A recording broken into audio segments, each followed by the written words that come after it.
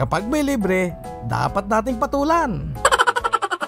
Ngayong araw nga mga katambay ay may nanlibre na naman sa atin ng ating pagkain. Siyempre, sino ba naman ako para tumanggi?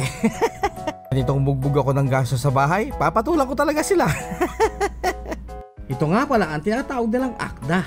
Masarap daw ipares sa minekos-mekos na kamay ng aking mga insan. Sawa mo, pasukan eh.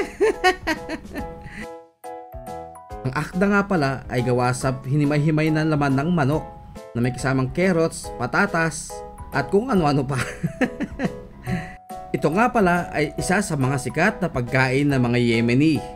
At habang ini-edit ko nga ang video na to mga katambay, ay ngayon ko lang din napansin, yung bata ko ay kumamot muna na kumamot sa kanyang mabahong paa bago humawak ng pagkain. Shit eh. Sige lang, tapos ko naman ang kinain eh. Nako. At ganito nga pala ang pagkain yan mga katambay. Pilas ka ng makunat na tinapay, dadakot ka ng akda gamit ang tinapay. Nasa sayo kung gusto mong isawsaw sa hot sauce. At walay, sarap. Nako. Pero kahit na ganun pa man mga katambay, ay parang lasa siyang apritada. Yun nga lang, nakahimay-himay ang laman ng manok. Gabi-gabi nga ay mga kasama ko itong kumakain mga katambay. Halos lahat ng pagkain din nila ay kinakain ko na rin. Pag nga kumakain ako ng pagkain nila ay binibiro nila ako. Sabi nila sa akin hindi na raw ako Pilipino dahil kinakain ko na yung mga pagkain nila. Baka nga daw pagka umuwi ako ng Pilipinas ay hanap-hanapin ko na rin yung mga pagkain nila. Ang sabi ko naman wala naman ako ibang kinakain sa Pilipinas kundi ang misis ko. Sa mga baguhan dito sa Middle East siguro ay hindi nyo maatim na kainin ito sa una. Dahil ganyan din ako nung una. Halos mag-stay ka na sa loob ng kubeta.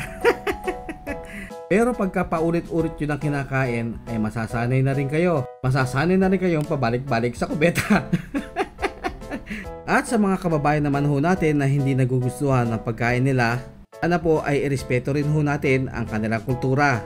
May nakikita ho kasi ako mga ibang kababayan natin na pagka inaalok na ibang lahi na kumain ay kung na ano-ano pa ho yung naririnig ko. Kesyo hindi daw malinis ang pagkakaluto, na minemekos-mekos lang daw. Pabuti na po sabihin natin ayaw natin at wag na po tayong kumibok kung anong pa pong rason. At bago ko nga ho tapusin itong video na to ay nagpapasalamat ho akong muli sa lahat po ng mga sumusuporta sa ating video.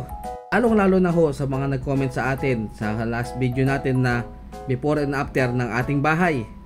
Sa ngayon ho ay hindi ho muna tayo mag-upload ng tungkol sa ating bahay dahil wala na ho tayo pampagawa.